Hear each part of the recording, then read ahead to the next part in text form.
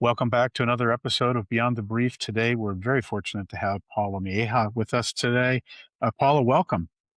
Thank you so much for having me. I'm looking forward to the conversation. Us too. So, Paula is the Vice President of Marketing with WIX. So, Paula, give us a rundown of kind of what led up to you joining WIX. We're super curious to kind of establish the foundation, and then we'll dive into WIX in specific. Yeah, so no problem. So I guess I would start maybe with education. I went to the University of Chicago and studied international relations and economics. I was very curious about those topics, and I thought, what a great way to spend 4 years. And then I went to grad school in Europe for the same. So was at Sciences Po and the London School of Economics. And then when I graduated, I thought, I don't really want to work in this field. What is what is the right next step for someone who's done this type of education that's very liberal arts, but really wants to dive into business and growth? And obviously, an MBA was an option, but I thought, that sounds like, more school, and I'm ready to get my hands a bit dirty.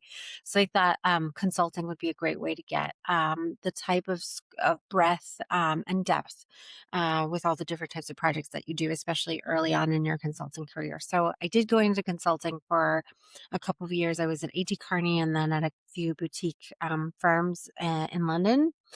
And it was very interesting. I love the strategic work, especially very tellingly the go to market stuff. But when you do consulting, at least the type we were doing, you spend some time researching and understanding what the state of the business, and you write this beautiful deck, and then you hand off your 300 slides, and you're like, good luck. I hope my ideas worked out. And then you move on to the next project, which, if you're the consultant, is fun and very varied. But I knew instinctively, I guess, that the reality of implementing a strategy is very tricky. And I wanted to know, what happens after that strategy is set, when market conditions change, or when the product doesn't quite deliver what everyone thought it would, or when it does. How do you kind of live and breathe that strategy on the ground in the day to day? And at the time, I had just moved to Tel Aviv, where Wix is based, and it had a fantastic reputation as an employer. Obviously, in the tech space that is and was booming then. And I thought, wow, it'd be so amazing to be a part of this rocket ship and understand how you turn a strategy into something tangible and real on the product side, on the marketing side. And when I joined Wix, I think Wix still doesn't consider itself a corporate company. It's still quite flexible and dynamic, but it was really flexible and dynamic then. And I started as an operations manager in marketing, and I was talking to the CMO one day, and I used the word process, and he said to me, no, we don't do processes here. So there was a great unlearning of some of the things that I had been practicing in consulting, where, some of the clients are very giant corporates and banks where processes kind of run everything. And Wix, very quickly kind of showed me that wasn't quite right for the DNA of a company in a space that was changing so much, that there's not that much planning that you should be doing. And if you are doing, it's like a month out, because the secret sauce, I would say, to Wix's success is the ability to turn on a dime and respond to the market conditions, the signals, the data. And you can't do that when you have a year-long marketing roadmap. So that was my very steep learning curve in marketing. And while I started in operations, I moved around in the department, and I joke that I've had every job in marketing at this point at Wix, with very few exceptions. But I've run inbound marketing, lifecycle marketing, creative teams. We used to have verticalized marketing for like specific user segments. I ran e-commerce and our partners team for a while. I did a stint on enterprise, which is B2B sales. That's not, Wix's typical bread and butter. So experimenting what that looks like and how you grow that. And I've come back to the core business, and I'm currently running all of our international growth, product marketing, analytics, operations, which includes AI transformation. And I'm sure all marketers know that's a big part of our day to day. And I work very closely with organic growth as well. So um, it's never a dull day when you're a marketer in SaaS and there's AI in the background. Indeed, especially with the way AI has affected the marketplace and adoption for different platforms or different pathways to execute. I mean, it's really Exactly. disrupting the marketplace. Let's go back in time. At what point did you know you wanted to be a global marketer? Because it's not the typical path that you start, in the US and then go to Tel Aviv and to London. What was your cue, or did you have a mentor, or was it culturally a part of your family? I know for me, I had international business folks in my extended family, so it was like, of course I would do that. But I'm curious, what's your story there? Wow, I don't know that. I think the international part was very deliberate on my side. I came from an immigrant family, so it was just kind of normal that you move around. And I thought, why not? It's a great way to learn and be exposed to, to different cultures and ways of working. And I think what I really like about Wix as an organization is that it does have a very diverse user base, and the way you market the product to in one country it's not completely different, but there are nuances there. And I find that to be a very interesting part of the art and science of marketing. Like, how do you figure out what why something that works in the US works really well in Brazil and not in Germany? And are there things that you could kind of cross-pollinate from one to the other? So probably has a little to do with my background. I'm originally Colombian, and as I mentioned, I moved around a lot when kind of I was in my 20s. But but I think bec- mainly interested in growth. Let's say not growth at all costs, but in driving growth for a business and limiting myself to one geography, even if it's as big as the U.S. seems still like a limitation, and so global felt like the right move. I you are singing the music. I Mhm. absolutely am 100% aligned. The world's a super curious and interesting place, and I mean, in the U.S., which is obviously a fairly large market, there's lots of different diversity in the market, and even just I mean, a lot of marketers are just struggling to get B2B and B2C right. Yeah. But then you verticalize that and segment that. There's even more. Um, Tell us a little bit. Wix. A lot of the players in the space come off as almost commodities, right? It's a price-based, simple utilitarian solution. How do you bring the specialness to Wix? That because and I'll lead the witness a bit as a 20-year plus customer, a very happy customer, and having dabbled with other competitors, I've always come back to Wix as a place that I've always felt very comfortable and almost relieved because of the UX and efficiency and good price point, etc. But like, how do you bring the specialness to what I think in many cases is often viewed as a commodity or plug and Mhm. play kind of solution? Yeah. So I think there are two sides to that question. One is I think in general, price is not a very strategic thing to Okay. differentiate yourself on for any product because it's a quick race to the bottom, right? Like anyone can just price less than you. And maybe that helps in terms of growth, but it doesn't help in terms of the ROI of your business. And it's just not a very strong long-term play. And I think actually Wix put in a lot of effort from a branding and marketing perspective in trying to move away from the association to cheap. Because in the very beginning, like Wix is one of the early players in PLG, and PLG started with the concept of you get some aspect of the product for free. So in our original marketing copy for the first few years, it said free, start for free. Even now you could still start for free. But it's not the differentiator. It's so you can try. Right. And so we spend a lot of time, particularly the product spends a lot of time in creating real distinct value to the user that is not price based.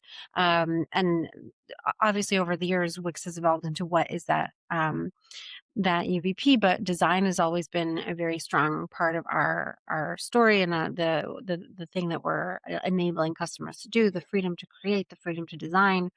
And so this, I would say, was the foundational UVP that Wix invested in. And I don't think that the story of this is really cheap and the design is really great go very well together. There's like a tension for, I think, for me and for customers there. Um, so yeah, so I think it's once you kind of discard pricing as a long-term strategy, your product needs to lead. And obviously marketing's job is to figure out really where are you distinct and make sure that that message comes across. And if you find yourself in a situation where your product is not distinct, then I think marketing's job becomes go back to product and talk about, well, what should it be and what can we build and what can we not build and shouldn't build and why. So I Yeah. think that that connection between product and marketing is really important. So Or let's talk sales and marketing. about yeah, let's talk about that because I'm curious how Wix organizationally, because you talked about being anti-process for the sake of process. You talked about being adaptive and agile.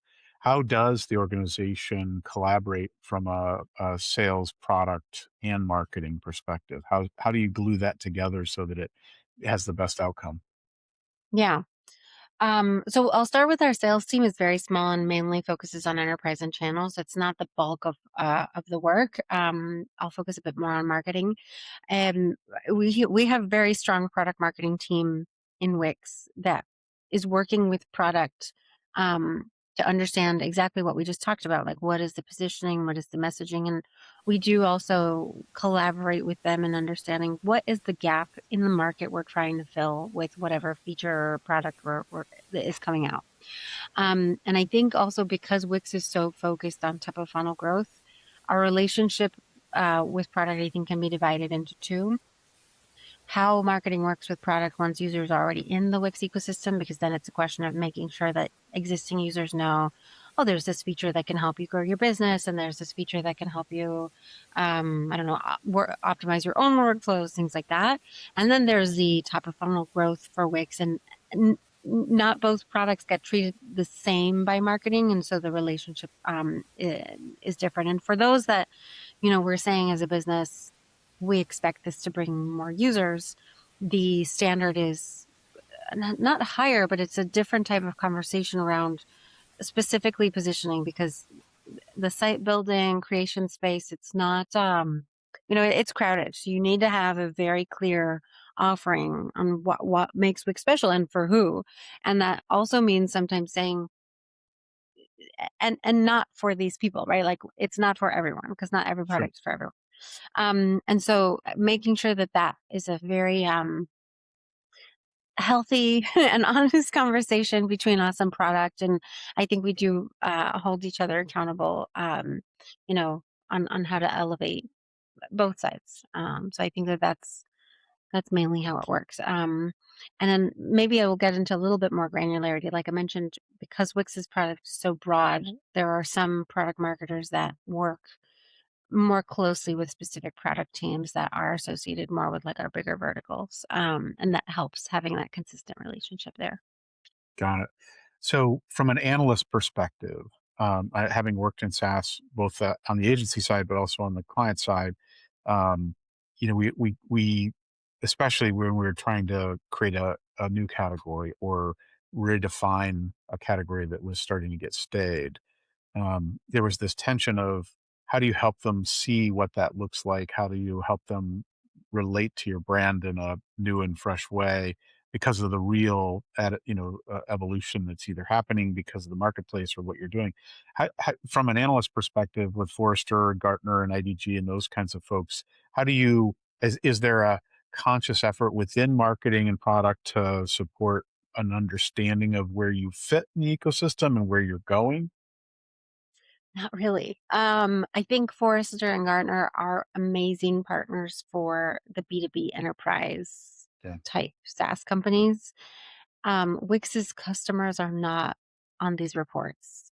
And when we've considered developing that relationship, it just didn't feel like the effort that would move the needle the most. So we don't spend time on that. Gotcha.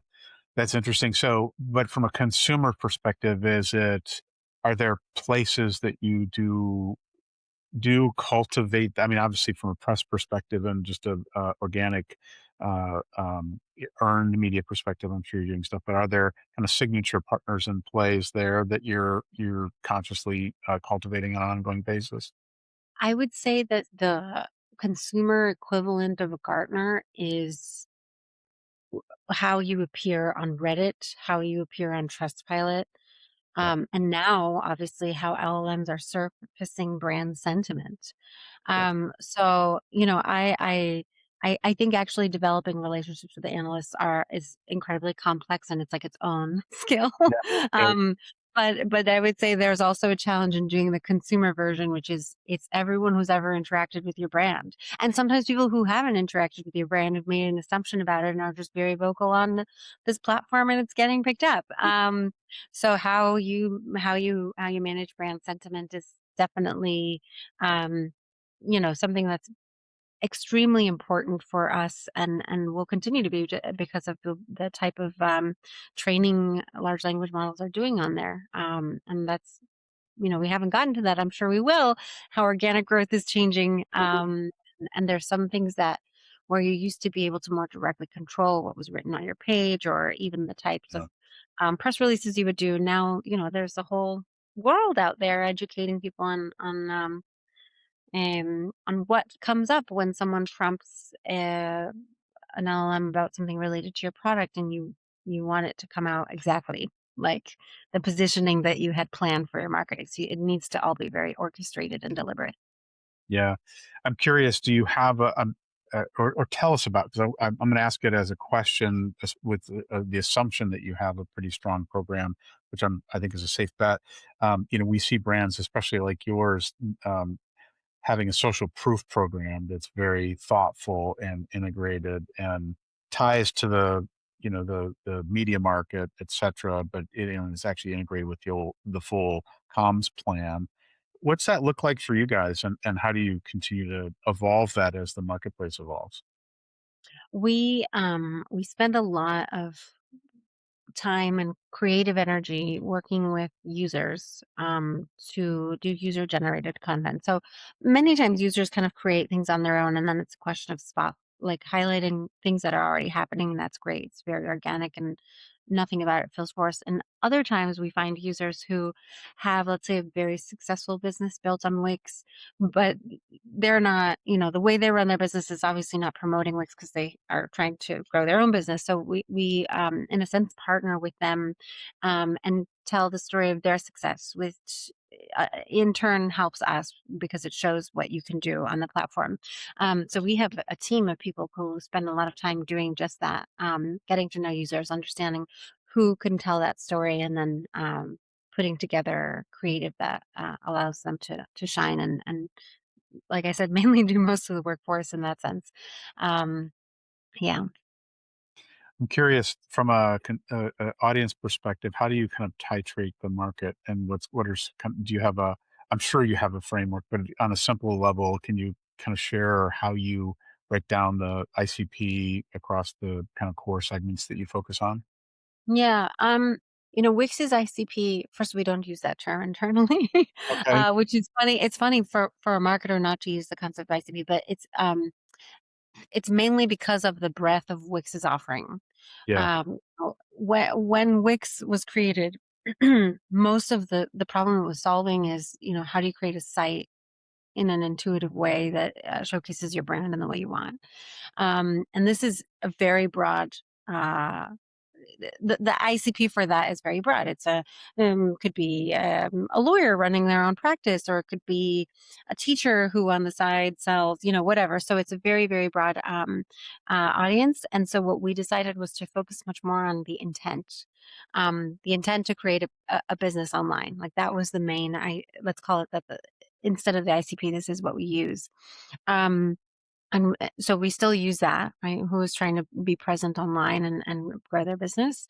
And then we add kind of a distinguishing layer who's doing it today, who's basically in market now, and who's likely to want to do that in the future because of the stage of Wix's brand maturity. In order to maintain the level of growth we want, you can't just go after whoever's in market today. You have to start thinking longer term. So we do both of those. Got it. That makes total sense. And because there are people that are fairly technical and will push the full potential and realize full potential. And there's others that want a template that they can pick a few colors and fonts and be done. Right. And that's a vast different, and even somebody that might have a commerce engine versus somebody that just has a, a very simple calendar, or maybe not even that, just a phone Exactly. number, email. Yeah. Yeah. So it's definitely vast and varied. I mean, you talked about how you cultivate conversations and look for opportunities to support UCG UGC that's relevant and organic and makes sense. How do you listen, and what kind of a CSAT slash customer satisfaction mode do you guys operate in? And how do you make sure that they're feeling the love, I guess, is the ultimate question. Okay, so there's a couple things. So we do use some social listening tools. So that's kind of always on, and there are people monitoring what is the discourse about Wix today. If there's something we launched, obviously we want to get feedback on that. If there's something that's broken, obviously we want to be able to identify it before, like usually the fastest way to identify is that. So there is a team that's always sitting there. And then obviously we have our customer care team that is constantly addressing whatever challenges users are facing. So I think the customer care part, we do have insight on in marketing because if there is dialogue on social media, we'd find out about it. But there, the expectation is that customer care will take ongoing. Like if it's not a bug, right, that was fixed that day, if it's really an issue and I don't know, the UX or whatever is not working quite the way it should be, they're expected to work with product to improve the product long term. Because otherwise, marketing Yeah. can't undo a bad product or a bad product experience.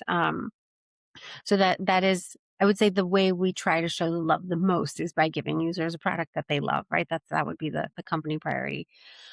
We do in our lifecycle marketing team run different types of campaigns throughout the year to highlight user success. For instance, we have like milestones that if users hit, they get an email from us with congratulations, this kind of thing.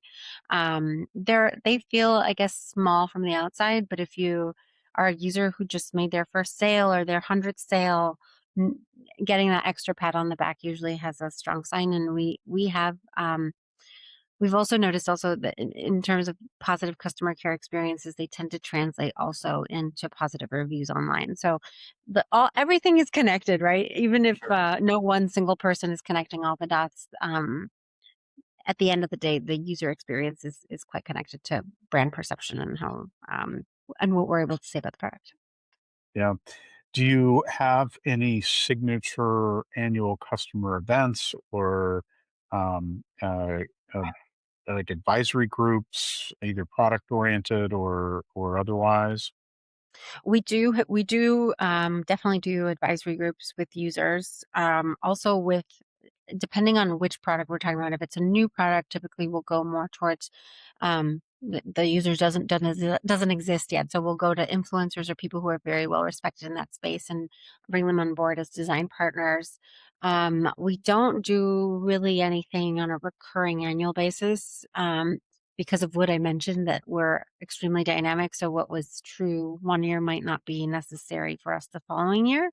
But there are things that we've run repeatedly because for some time it did make sense. Um, I guess one example is the Super Bowl. We did the Super Bowl this year, but not the year before. So it's just kind of like whatever is right for the moment. I'm curious, having done several campaigns for Super Bowl in the past, for us, it was almost always more about what we did before and after that mattered, as much, if not more, than what we did in the spot. Mhm. Uh, I'm curious, as you look back, is there anything you wish you could have done differently, or that you're particularly proud of that you did in this round? This round, I think there was something we were very proud of. We launched our new editor, Harmony, which is hybrid AI creation and more of the drag and drop components. Because I don't know if you've tried to design anything with AI, you can get very far with a prompt, but then sometimes you just want to move the thing and you can't. I had Yeah. this experience yesterday; it was very frustrating. Not with Yeah. Wix, to be clear. Right. Um, so this is the product that we launched that allows for that flexibility and obviously the AI component piece to it. And so it launched right before the Super Bowl, and then the Super Bowl allowed us to give it the stage to show how the product is evolving. So I think the timing of the product and the event were, it wasn't planned that way, but it just worked out really nicely.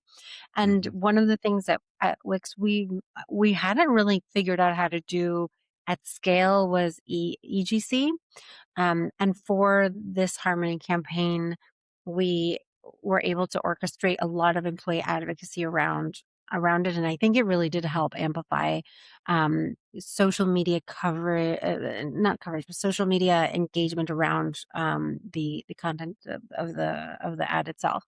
I will say, however, that for us, the Super Bowl is one ad amongst many ads that we run in the year. And I don't think it was always like that. I think for us, when we started, it was like, "Oh, Super Bowl," and everyone was obsessed with it and everyone wanted to be a part of it. Obviously, it's a very exciting thing to do. But I think once you see it as part of your annual effort for whatever you're trying to achieve, you understand that, like you said, eventually the impact of the ad, it will go down, and then the machine you're running still needs to kind of keep going. So, I think we have a much healthier, longer term approach when it comes to these bigger single ad moments, than maybe when we were starting out with that type of effort.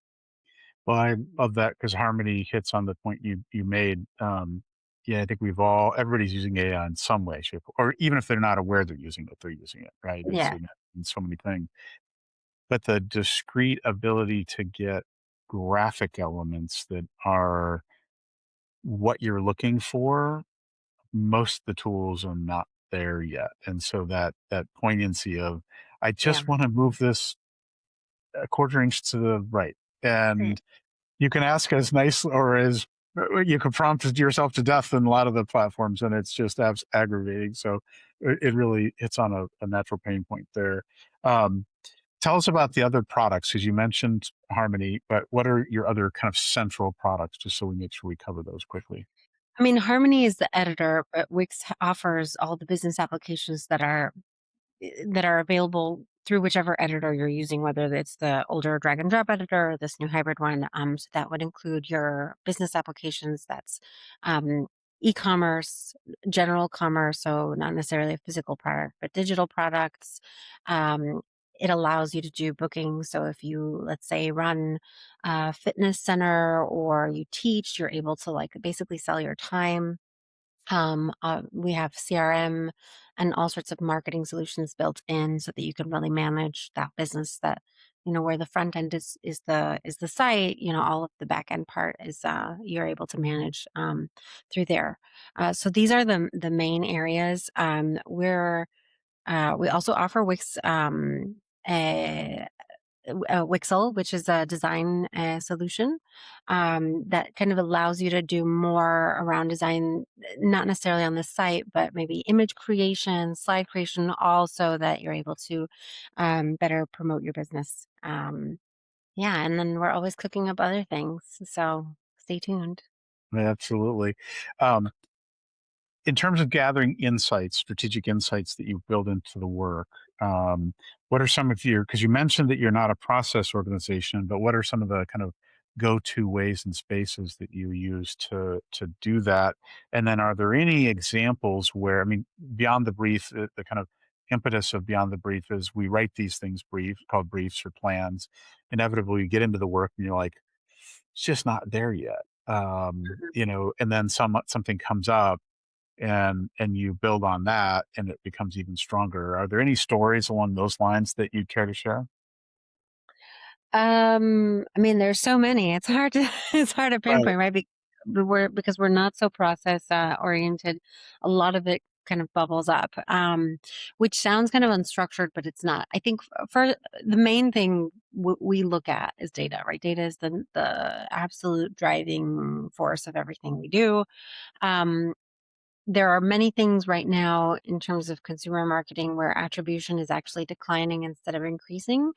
And so what we're looking for are signals that the business is healthy, and where there are signals where things could be healthier, it's mainly about experimentation. So I would say that the thing that Wix's marketing team is especially good at is knowing what are the different bets we should make and being very cold-hearted about what we're willing to let go, because sometimes, just because you have this idea and you were really into the creative, like if it's not working, it's not working, and Yeah. you just gotta let it go. It's fine. There'll be more ideas. For what I expect from my teams is constant experimentation, and I don't care if an experiment fails, but I really care if you sat on a landing page for 7 weeks while you Uh, tweaked the motion of the top fold, because you don't know if it would have worked anyway. So that's would be the driving source of inspiration. I would say speed over yeah. anything.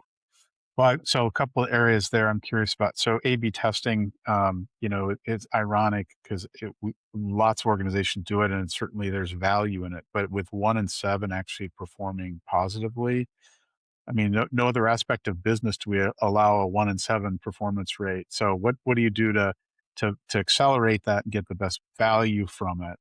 And then as AI becomes a bigger factor, how do you make sure you're not just using the new norm? Because that's one of the things we're seeing is that, because so many people are using AI in a very similar fashion, it's just establishing a new norm. How do you break the past the norm to find your sweet spot? Yeah. So on A/B tests, I think it depends what is the purpose of the A/B test. There are things that, can't break in our business. So if you want to change them, you want to make sure that you're not disrupting the funnel.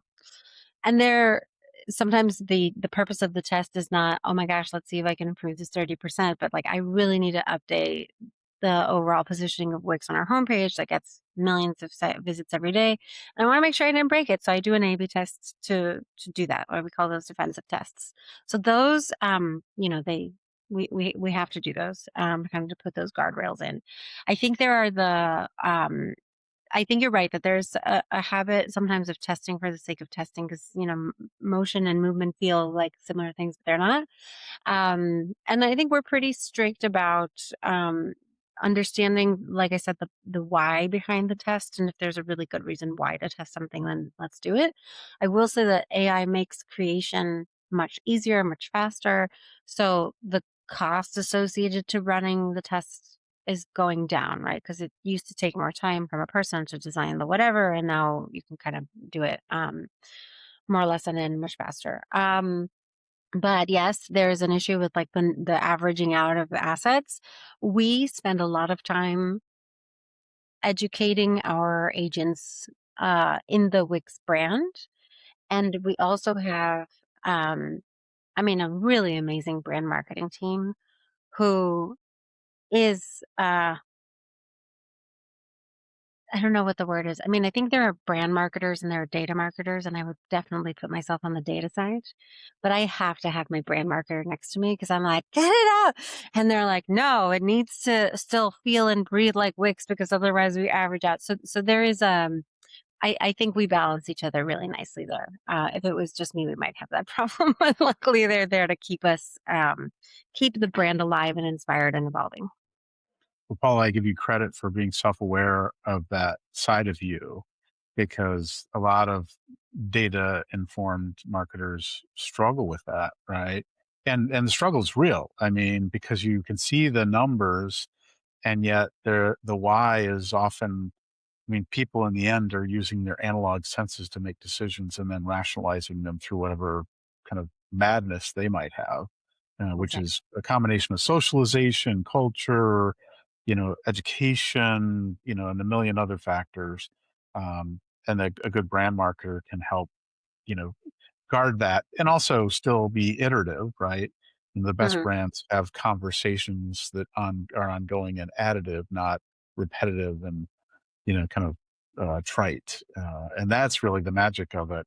Um, you know, as you collaborate with your partners, I imagine that's a key part of what you challenge each other to do is here's where I'm Yeah, headed, where are you headed? How do these fit together? yeah. Um, when you look at your, because as a anti-process company, but a very, very well thoughtful, organized company. What's your comms plan look like? And is that one of the things that you personally own and oversee, or how's that work in the organization? Oh, actually, marketing and comms are separate, so I Okay, don't there are some things around positioning we collaborate on, but the overall comms plan, marketing doesn't own. got it. Interesting. And do you ever find that sometimes leaves you kind of in different zones or territories, or not in sync? No. I mean, I think marketing at Wix is very growth oriented. I haven't had an experience where I felt like, wow, we shouldn't have done that plan or this wasn't covered. Mm, The comms team is very plugged into product. So sometimes they hear about things before I hear about them. And I'm like, oh, we should do PR for that. Good going, guys. good to know. Um, Yeah, yeah. So no, so I find it is another team to collaborate with, but marketing is sure. always managing many stakeholders. I find where we're collaborating more and more these days is in semantic consistency around product descriptions so that that LLM training is happening in as deliberate way as possible. But it's pretty good. It's feeling pretty good. Nice. Nice. You mentioned that, the message has to be tuned to market and culture, and in 180 markets, are there any standout examples where what you're doing is completely or like vastly different than what you're doing in one other place or in the majority of Yeah. other places? There are quite a few. I mean, Japan is probably the easiest one to call out because we the way we started with our localized marketing was, oh, well, let's see if the English version works. Obviously not in English, but like, the Right. same kind of story. And every time we go to Japan, they're like, it's not going to work. And I'm like, so you tell me what you think will work because I don't know. I'm not Japanese. And so they have probably the execution of the brand that's furthest away from what I would call like the core American Anglo version. Yeah. Um, so that one, but like I said, that one's quite easy because, for instance, like we really wanted to do UGC, we're like it's working really great, in other geographies, and we tried, and then, we found like, the Japanese people don't really like to film themselves. It's weird for them. And then the team told me, and I was like, well, why didn't you say that before? Like, I Right. didn't want to force it on you. No, Yeah. and they were like, well, we didn't know for sure. We wanted to try, and never mind, we tried. But they have some other, fun ideas that probably wouldn't work in other places, like animation. And so I think, especially with Japan, we try to give them as much freedom as possible to execute what does work because we don't know. I can't tell you what works in Japan. I don't know that market in that sense.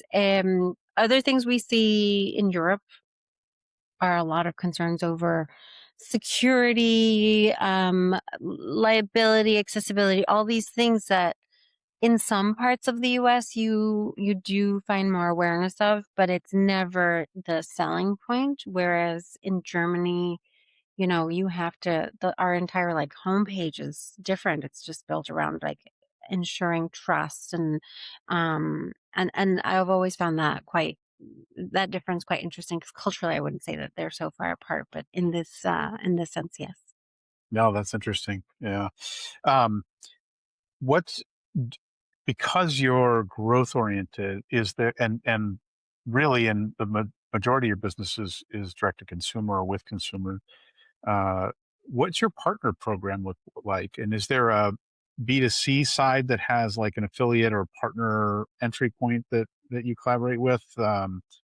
Whether it be, well, I don't know. I'll leave it to you to kind of frame that because I see lots of, the notion of co-marketing.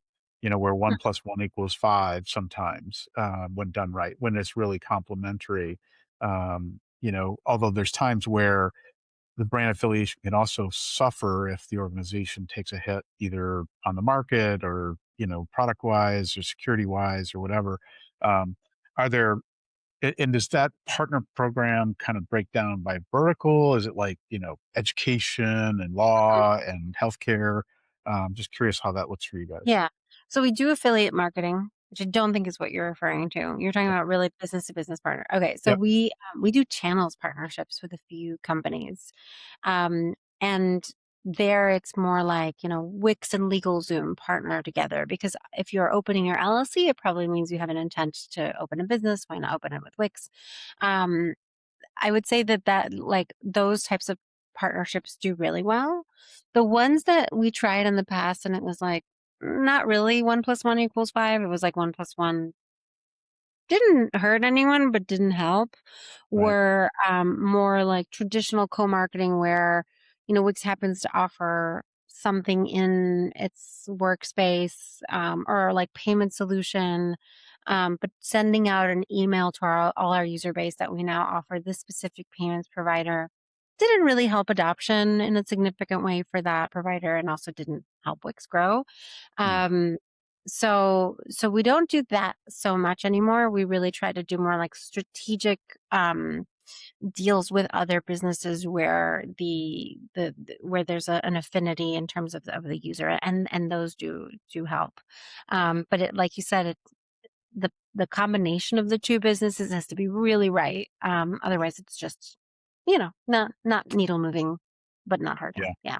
Yeah. Right. And time and effort is everything. If it's not driving business, it's Yeah, costing. exactly. Yeah.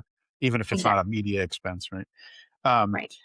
I'm curious, do you have like I could imagine a world where like one of the things that a lot of people don't realize, and this has evolved over time, but like the Harley Davidson brand obviously is a venerable, well-regarded brand. But one of their greatest commercial engines actually is the Harley Owners Group. Mhm. And the first year of ownership, you actually get a free membership, and then after that, it's like $90 a year or something like that. And with millions of members, and they all have access to local club websites to do, gear swapping and sales and connection to the retailers and market and rides and all kinds of I'm just curious, do you have like a clubs and a partnership program that might do that kind of thing through a templated kind of approach? Um, like a kind of a Wix user community? Yeah, No, we used to, but it didn't have because it's so geographically spread for a tech company, it just yeah, didn't make sense to maintain.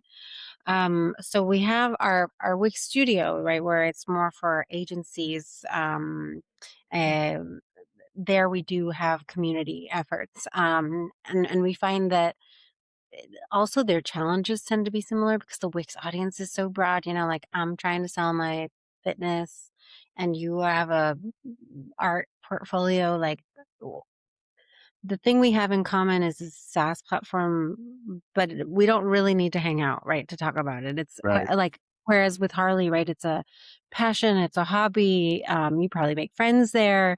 yeah, This is, I mean, not that you couldn't make friends, but the affinity is a little bit looser, right? The connection point of Wix. So not with the consumer group, but with the agencies, yes, we find it really helps, and we also involve them a lot in product roadmap discussion, understanding like what we should prioritize, what kind of pain points they're feeling that they could get a lot of benefit from if we implemented something.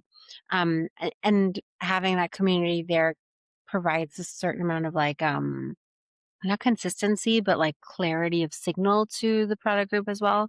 Where the Wix product, which is broader and has that broader base, it just doesn't quite work in the same way. got it, got it.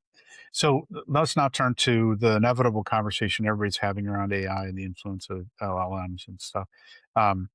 We're seeing the utility of websites change pretty dramatically, Mhm. because especially in corporate, B2B environments, the visitor is often arriving with a later stage context around the considerations in a different stage, right? They learned through LLMs some basics and are then dialing in from there.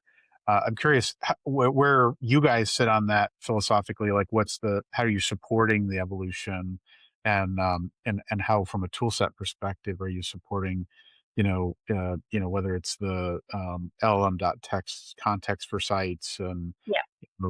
SC, or GEO or AEO visibility and those kinds of supporting mechanisms that obviously make it work the Yeah. way that it needed to. So from a product perspective, like the Wix sites are optimized for AI visibility, and they do have lm.txt embedded in them.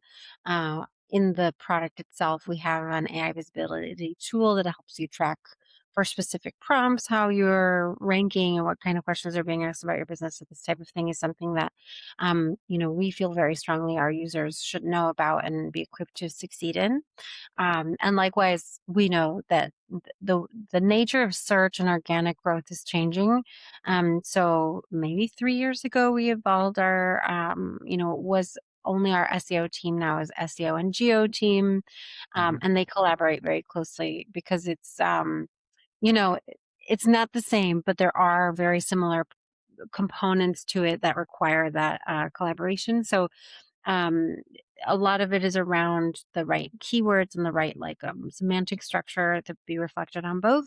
I would say the thing we spend the most time on, of the added time, right? Because the SEO foundation luckily was there before a lot of this happened, is building more of that consistency and initiatives on the off page.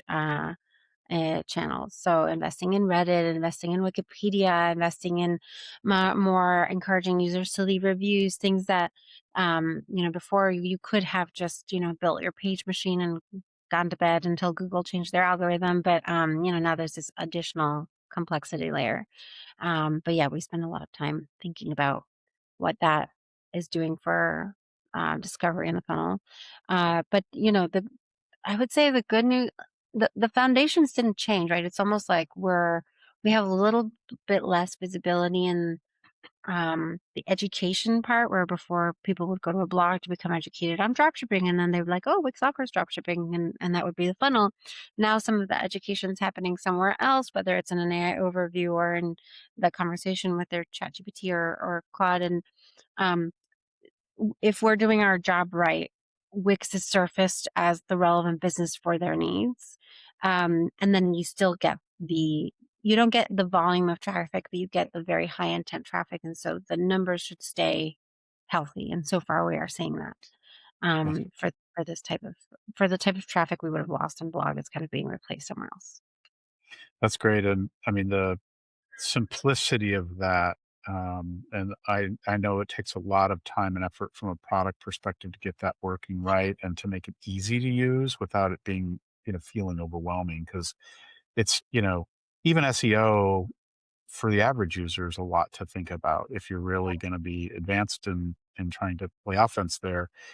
So then having a GEO component to it and having it work for you, really smart. That makes a lot of sense. Anything coming up in the, Q3, Q4 timeframe that you can preview? I'm sure there's lots of stuff coming that you can't talk about, but anything that Yeah. you want to make sure our listeners get a early preview on? Not yet. I will let you know as soon as I have something big that I can Okay, share. well, we'll be sitting at the edge of our chair. Um, Paula, you've had a really fascinating career up to now, and much more ahead of you. I'm curious, are there any mentors or folks that have been really instrumental in your journey that you want to give a shout out to, that Mhm. were real Yeah. difference makers? My manager and my CMO, they've always been, they've both managed and mentored me kind of in tandem, right? It was a process of learning by seeing and then by doing. So Shanimor and Omershai are the ones that basically taught me everything that I know. Yeah. That's awesome. Well, and having worn what, 5 hats in your time with Wix, roughly, in different Like times. 10. Yeah, we didn't Yeah, cover everything, right. but yeah. But Yes, a lot of them. yeah. Yeah, that's awesome. Well, um, so in closing, I'm curious if there is a little known fact about you that you'd care to share. Yeah, I mean, I don't know that it's so little known, but I am a mom of 3 very young kids. Well, the oldest one just turned 6, but for a while, I had 3 under 3, and I feel like that was a that was a formative life experience in and of Yeah. itself. And, I talk about it because I think it made me much better at marketing. Not just because you have to convince your kids to do things out of their own free will, which is basically what marketing is, but I think parenting and the chaos that comes with it teaches you what is urgent and what is important in a way that now I realize I had such an abundance of time in my early career, and I think I did a lot of, like, work performance to myself, and now I'm like, "That's done, move on, what's the next thing?" And, a lot of things you learn from experience, but I think parenting is one of those things that if you are observing yourself and what has an impact, you can really learn a lot about, leadership um, and process management and change that you can apply in other areas of your life. So, yeah, that's I guess a shout out to my how my personal life bridges into this. I love it. Yeah, and you especially with 3 that you go from man to man to zone, Yeah. because they're scattering, right? Yes. It's a lot to cover. Um, Yes. well, Paula, thank Exactly. you so much for being with us today. We'll have to get you back, and certainly if there's news that comes up that you want us to share, do let us know. But thank you for all you shared, and appreciate the conversation. Yeah. Thank you. Same. Likewise. All right, with that, we'll wrap up another episode of Beyond the Brief. As always, stay tuned. There's always more to share. And until next time, have a good one.